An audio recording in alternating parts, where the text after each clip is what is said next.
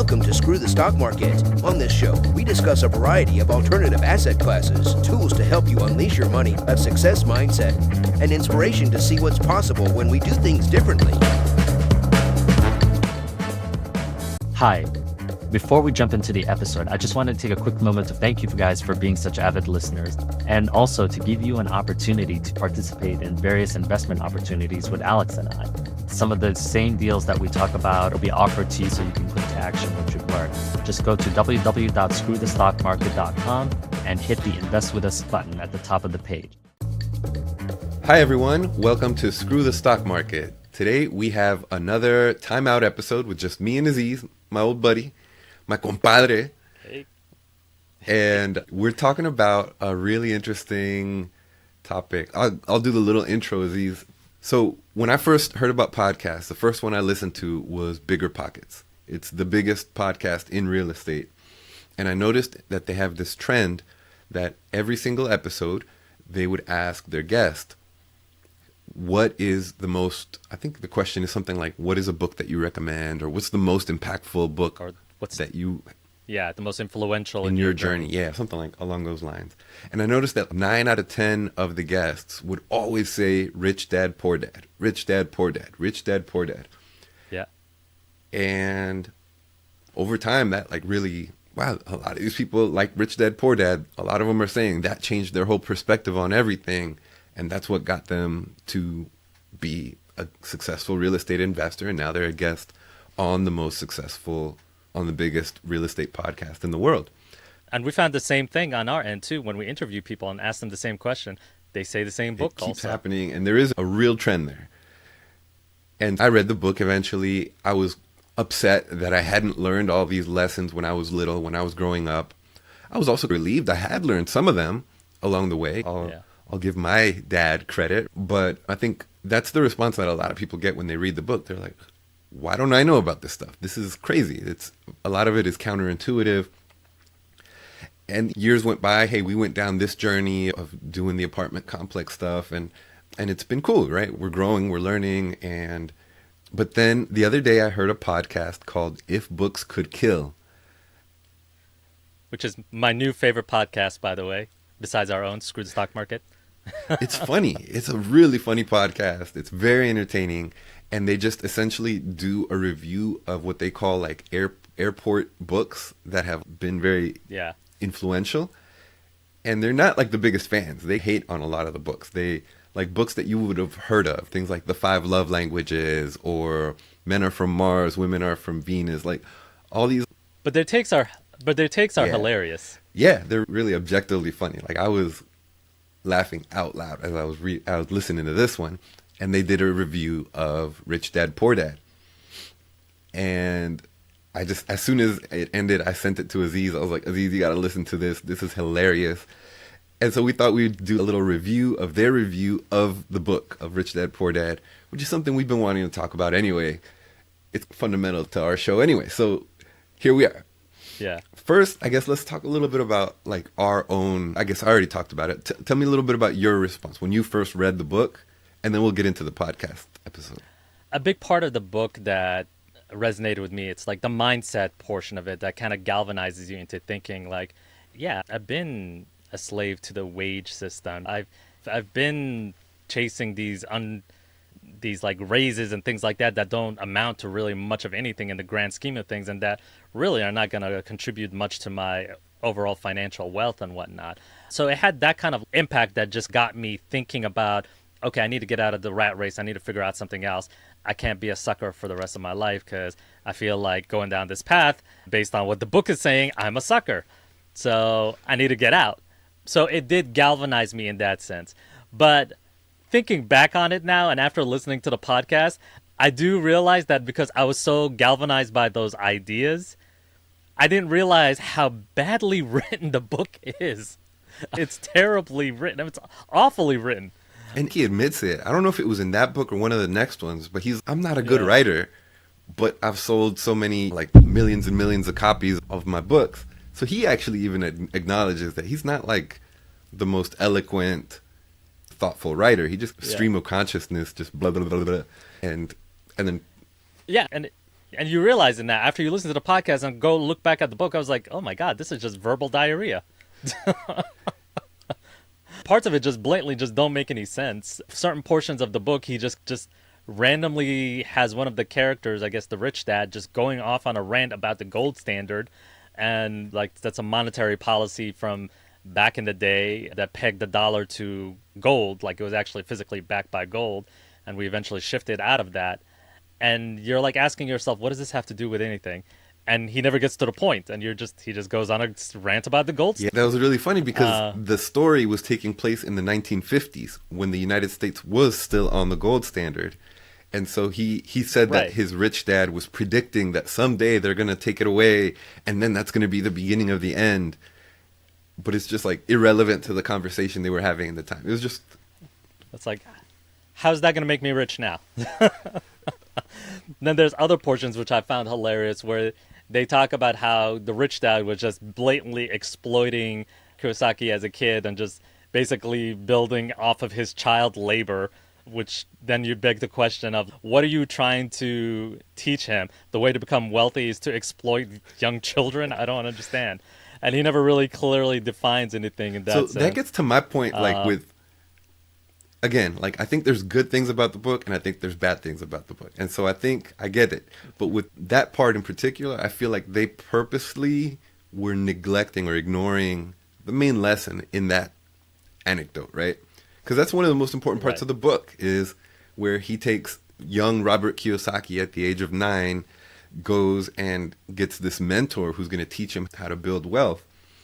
And gets exploited. The first lesson is, okay, I'm going to hire you for pennies an hour, and literally, yeah, it was not like even 5 cents or something. Figuratively, Yeah. literally.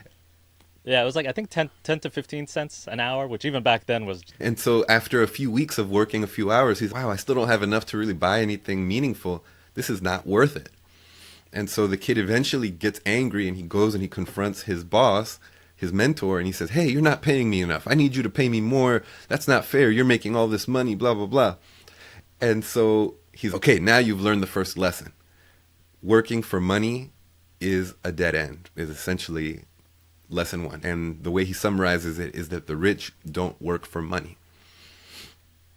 And for me, that was a really resonant point, right? Is like, whether you're making 10 cents an hour or $100 an hour, you're still limited in how much time you have, and you're still on that kind of rat race. And so for me, that was one of the examples in which they threw the baby out with the bathwater in their review of the book. And we did see that a little bit in one of our interviewees. I forget his name. But I remember one of our interviewees mentioned that when he first got started, he went and looked for a mentor and told him, I will do anything, I'll work for free. And basically started off scrubbing toilets for this guy's apartments for free, just so that he could learn. And eventually the guy took him under his wing, and now he's successful real estate entrepreneur himself now, just from everything that he learned from this guy. But the initial start was cleaning toilets for free. Yeah. And that's the other part of that same lesson. Lesson 1, I think, was don't work for money. And I think it's like one of the later lessons in the book is the wealthy do work for experience, for knowledge, for learning. And so even in the book, Kiyosaki talks about all of his little resumes. Step 1, I did this. Then I joined the military so I could learn to be a leader. Then I joined this so I could learn about logistics and import-export. And then finally, with all that experience that I had developed over the years, I was ready to go and start my company. And so that's that corresponding lesson that they ignored in the book. But then he contradicts himself too, though, because at one point he's talking about how young Kurosaki goes up to his rich dad mentor and asks him, okay, I'm tired of working for slave wages. Give me a raise. And he's like, good. You're asking for more money, but I'm not going to give it to you because more money doesn't solve your problems. That just leads to greed, and greed doesn't solve problems. Look at your dad. He makes a lot of money, and he's not free. He's in worse shape than before, which is like the whole point of getting rich is to make more money. So what lesson are you trying to teach? So there are points where it just bounced back and forth into these nonsensical loops. Like the basic premises at the initial beginning, you are right. It's get the experience, leverage it, and leave, and use that experience to make more money for yourself. But here, he wasn't even doing that. He was just going into this child labor circle with Rich Dad, who wasn't really explaining what the next steps Yeah. are. And I think that was one of the chief complaints of the podcast. They're saying he never gives you any real actionable steps on, okay, this is how you go ahead and start making money. You start investing in real estate, you build a portfolio. These are the ways that you buy your first property, or this, that, or the other. He just kind of lets him flounder. And I think, what is it, like the first time he tries to be entrepreneurial, he decides to go walking around the neighborhood at 9 years old with his best friend, collecting toothpaste containers and trying to melt them down for lead. Like he builds a smelter in his backyard with his best friend. And at 9 years old, that's industrious that you can build a smelter. And they actually smelt nickel-shaped pieces of lead out of the tubes, the toothpaste tubes, because apparently they were made out of lead back then. Which, first of all, how are you going to build a smelter at 9? How do you even know what a smelter is? Second, he says his poor dad came, which is his biological dad, came and just saw him doing this. I was like, oh, good on you. Like, you're going to let a 9-year-old play with molten lead in your backyard? And where do you even get the molds for the nickels that you're making out of lead? And where were you selling them afterwards? It didn't make any sense. So there's examples that he uses that seem completely fabricated, which the podcast hilariously points They out. curse a lot on the show. It's funny. Yeah, they do. You know, Yeah. we talked about it. They get so much yeah. angst. And one of the things you mentioned too is, yeah, the vagueness of it, right? So they talk about, specifically, it's really resonating with us, is they talked about this part where they said that how vague it is, and they're like, it's too vague, and they're like, oh, if you just get your mindset right, then what is it? You never get the step of how to actually do anything. How do you get enough money that you could buy an effing apartment complex or whatever? It's just so frustrating because all they tell you is if you get your mindset, you can achieve anything. Get your mind. So it's just a sarcastic kind of thing, which at that point in the podcast for me, I was just like, because I'm a big believer in mindset. And for me, that part was the part where Yeah, 1,000%. yeah, and that's the part where I was really, it's really funny and it's really easy to just be, for me, it reminded me of an angsty teenager who you can just have a sarcastic attitude about anything and just, you can't really argue with it because they're so cool. And so with this, I used to be a middle school teacher, by the way. And I dealt with that. Was the angriest stage of your life. That was tough. But again, I really do believe that the mindset can open those doors to like believing that something like this is possible. And sure enough, like here we are, we bought 2 apartment buildings, right? And we're on our way to some more. You have to believe that you can do something great before you do something great. Yeah. But I will acknowledge that the I've- book doesn't I've tell you given- how to do that. And going back to the mindset component, I do agree with you. Like, we've even seen it amongst people that either you and I know together or people I know myself that are very incredibly successful people, self-made, very wealthy. And if you met these people before they hit it big, they already knew that they had achieved something and that they were going to make it happen. It was all up here. Like, I knew one guy that I've told Alex about who acted like he was P. Diddy from, like, day one. Just even while he was still in college. He thought that he was it, he's big time, and you couldn't tell him otherwise. And sure enough, this guy owns like a couple of tech companies that he just started from scratch now. The funniest part about that story incredibly for me is when you told me about the interview. He's like a lawyer, right? He's not even, or a businessman. He's not like a tech. No. He's like marketing Okay, so he's guy. a marketer, but he's not a tech. Yeah. Like, he's not an engineer. He's none of that stuff. And then you said in one of the interviews, like some magazine, they're like, so how did you invent this crazy technology that does all these advanced things? Or what was the story? He was just like straight-faced, I invented it. Yeah, essentially. It was on CNBC, and they were like interviewing him about his company. Like, this was his first company, and just blank face just told him, he wouldn't even respond to the how. He just said, I invented it. I was like, you're a marketing guy. You don't have any engineering background. You didn't invent anything.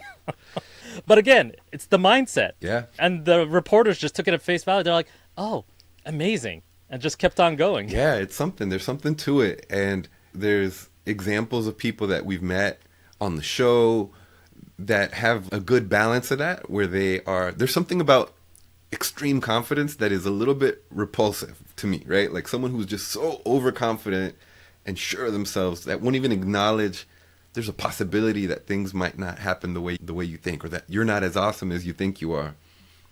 But those are the people who And make yeah, it. they often do. They often do. I'm happy to say that we've had some guests on our show who are simultaneously confident and humble. We And have. that's the kind of success I want to aspire to. Because I think there is something to that, right? Like the voice that we have in our head that tells us you can do this, even though you might never have done it. If you're going to try to accomplish something amazing, you have to have that first time to do it. And you have to believe it in your heart that you are capable of that before it ever even happens. And that takes some guts. That takes a little bit of, hey. So I acknowledge the importance of that confidence, but did we go on a tangent? We were talking about Rich Dad, Poor Dad, and here we are. No, I think it jives. We're talking about the Yeah. mindset component of Rich Dad, Poor Dad. They discount that when they do their review of the book, but you and I like both agree that we think that is an important portion of the book.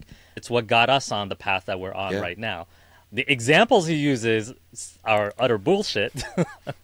I'll agree with that, but the underlying message I think is valid. I think a lot of your wealth building really starts up here in your mind and in your personal drive and ambition and choosing not to be seduced by the work space safety of a 9 to 5 wage job and choosing to do something a little bit harder, a little bit more riskier, which is really the hardest part. It's very risky to break out from this safe model and try these new things that you've never done before, learn something that school has never prepared you to do before, all with the hope of eventually being successful and being free. And the trick is that these people don't hope. They're like, I know I'll do it. That's it. And they do, just because of that belief.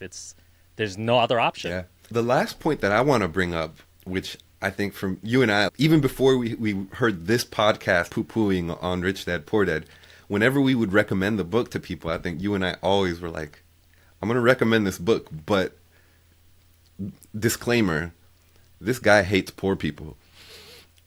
He really talks badly about the poor in this book. And it is... And keep in mind, his definition of poor is very broad. It includes you, whoever you are. Yeah, it includes everyone. If you're not a millionaire already, you are beneath him. It includes me. It includes you. It includes whoever is listening to this podcast.